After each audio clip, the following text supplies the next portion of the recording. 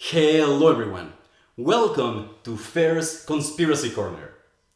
You see, when I was researching for my video about Amelio Robles, the transgender hero of the Mexican Revolution, check that video if you haven't, I found evidence that convinced me that it was actually Emiliano Zapata, the one who gave Amelio the courage to start living as a man, to transition at a time when no one had even heard the word transgender. I cannot prove that this happened, but the evidence seems really compelling. Are you ready? Okay, let's go. Emiliano was a general of the Mexican Revolution. He actually commanded the Southern Revolutionary Army, which Amelio joined. But before that happened, Emiliano used to work at the plantation of Ignacio de la Torres Mier.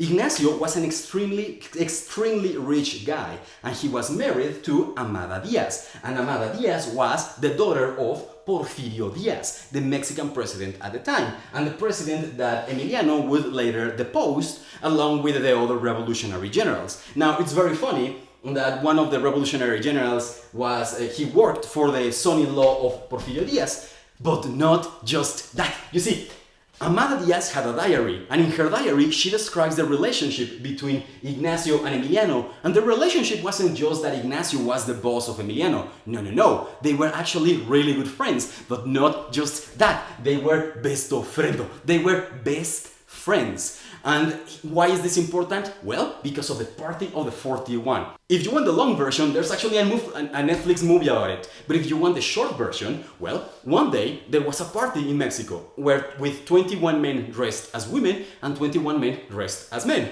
Apparently, some of them were gay and into cross-dressing. They were drag queens. Good for them, except bad for them, because it was the late 1800s and there was a police raid and they were arrested.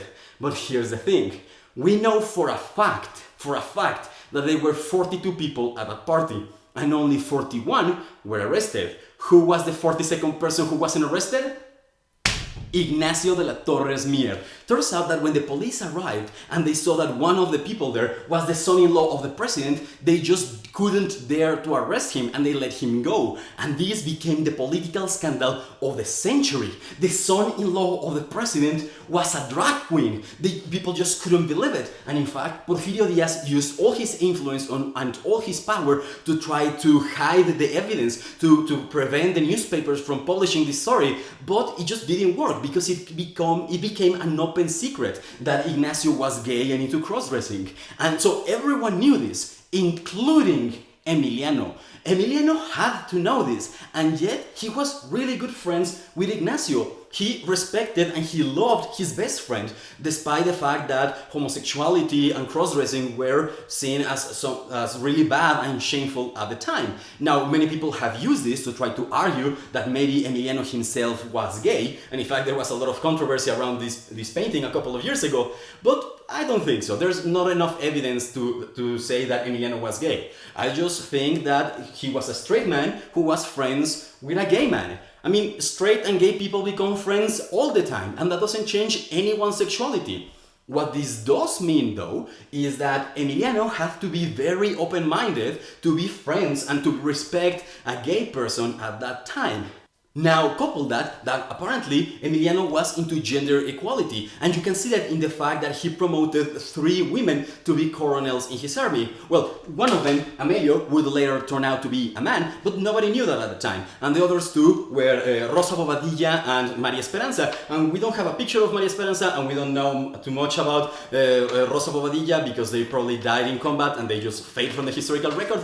But the fact is that Emiliano was he would treat women very well. He would recognize their abilities and rise them to the rank of colonel in his army. He was friends with a gay man. And so all of these points to Emiliano Zapata being very woke for the time.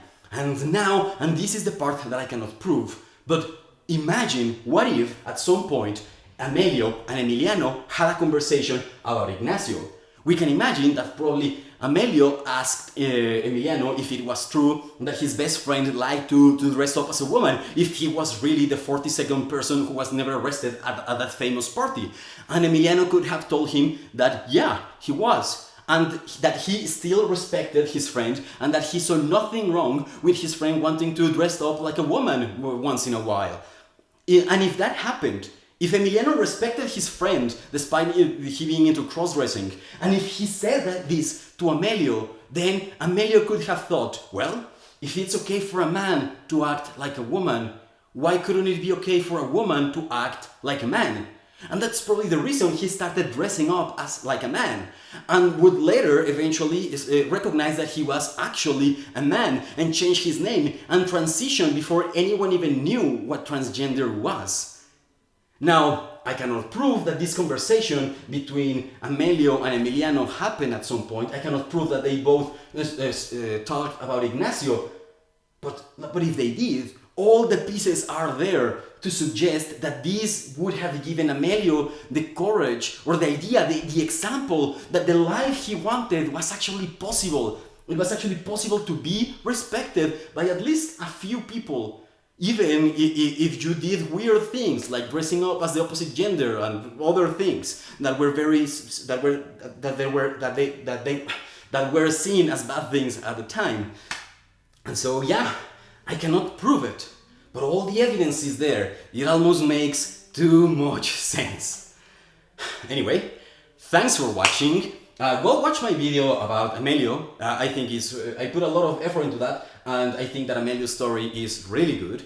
And so, and don't go around saying that Emiliano was gay. He was probably just a straight man who was friends with a gay man. I mean, and that's fine.